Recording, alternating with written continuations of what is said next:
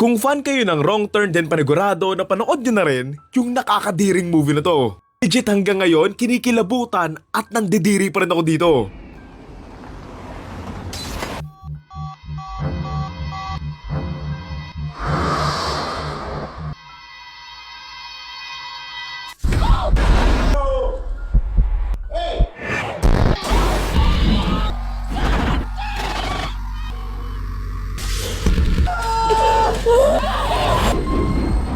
Susundan natin dito ang isang mag-asawa kasama ang buong pamilya nila para magbakasyon. Gitna ng biyahe, biglaan nga silang nasiraan kaya naman dito nga sila hahanap ng tutulong sa kanila. Yun nga lang, imbes na tulong yung makuha nila, bangungot ang mararanasan nila nang lusubin nga sila ng mga masasamang taong may kakaibang mga itsura. Ito na nga nila gagawin ng lahat para makapanlaban at matakasan nga sila kung saan hindi nga ito magiging madali dahil nga madami yung mga kalaban. Dagdag mo pang nasa gitna nga sila ng isang disyerto at ang tanging meron nga lang sila ay ang sariling tapang at mga lakas nila. Title ng movie, The Hills of Ice. Watching this nang parang lagpas isang dekada na nga ay yung pangdidiring naramdaman ko dito nang pinapanood ko to ng elementary ako, ganun pa din hanggang ngayon. Oo, elementary lang ako nung unang beses ko itong napanood. Ganito yung mga childhood movies ko katulad ng Hostel, House of 1000 Corpses, Art of the Devil. Nakakadiri at nakakagalit pa rin talaga yung isang scene nga dito, specifically yung sa camper van scene, doon nga sa teenager na babae and doon nga sa nanay ng baby. Grabe, sobrang awang-awa ko and nasusuka ko habang pinapanood yung scene na yun. May isipin, kasalanan talaga nung lalaking to kaya umabot sila sa ganun Kita na nga niya yung nangyari doon sa aso nila, hindi pa siya nagsabi doon sa mga kasama niya. Para man lang alam mo yun, nakapag-prepare or maging aware man lang sila na may mga tao nga doon sa paligid. Iisipin nga mas magaling pa yung aso sa kanya kasi yung aso at least nakatatlong kalaban siya tapos nag-ala Lebron and Dwayne Wade nga sila ng lalaki doon nga sa mga kalaban. Ano na yung naka-wheelchair na nag-cheer pa?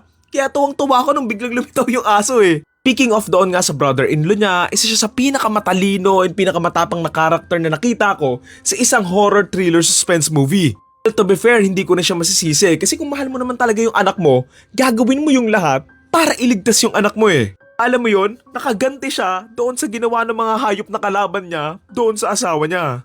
Grabe lang talaga yung pinagdaanan niya para makuha nga lang ulit yung baby niya na nakakatuwa din naman kasi nga noong una 'di ba parang minamaliit nga siya ng father-in-law niya pero for sure proud na proud yun sa nagawa niya. What I like here sa movie na to, maayos naman yung sequencing niya and pagkakalataga ng story na sobrang straightforward nga lang din. Walang unnecessary plot twist, they didn't overdo the story, kumbaga, they made it as realistic as they can naman. Simple lang naman yung kwento nakarating nga sila doon sa disyerto, natrap nga sila, inatake sila ng mga kalaban, tapos hahanapin nga yung kinuha ng mga kalaban, mananalo nga sila doon sa mga kalaban, tapos ayun, ending na.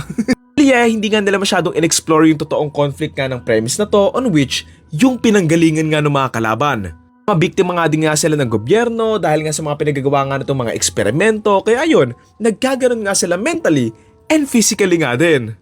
Of course, controversial yung mga ganitong movies like Chernobyl Diaries kasi nga may mga totoong mga biktima sa mga ganitong sitwasyon sa totoong buhay Pero syempre, hindi naman sila ng tetegi ng mga tao ganon kaya alam mo yon, medyo may pangit din na epekto yung mga ganitong movies. Pero kung meron pang i-improve doon sa story, sana mas nakilala pa nga natin yung mga characters kahit konti pa para mas nagkaroon lang ng weight yung mga kwento nila as the story progress nga na meron kang aabangan nga sa kanila. Kaya makikita mong naging malakas nga yung isang lalaki nga doon sa dulo, na naging matapang nga siya and all, given na sa simula nga, minamaliit lang siya noong stepfather nung father-in-law nga niya, pero sana, yung mismong karakter lang niya, may nakita pa tayo sa kanya na iba pang bubog ganon. Puro medyo questionable lang talaga yung scene na nahuli nga yung lalaki, tapos nilagay siya doon sa ref. Like, bakit? Nakakapagtaka lang kung bakit hindi pa siya tinegi sa part na yon given na nahuli na nga siya, diba? Tapos, nag-jump din naman agad sila sa isang bahay pa na parang, alam mo yun, parang hindi na kasi nagmamatter na for me lang, sobrang unnecessary na ng part na yon just for that little jump scare nga lang. Lastly, I like na nanalo nga yung dalawang magkapatid doon nga sa kalaban nila pero sobrang random character lang kasi yung nategi nila na sana on that scene, yung nategi nila, someone na may nagawa talaga sa kanila way before para mas naging satisfying lang. Yun lang, regardless, nag-enjoy naman akong panoorin to. I was worried kasi it looks cheap nung umpisa than what I remember. Pero, it is still as disturbing and scary noong unang beses ko tong napanood. Again, ang title ng movie ay The Hills Have Eyes and ang torta rating ko for this film ay 7.5 out of 10.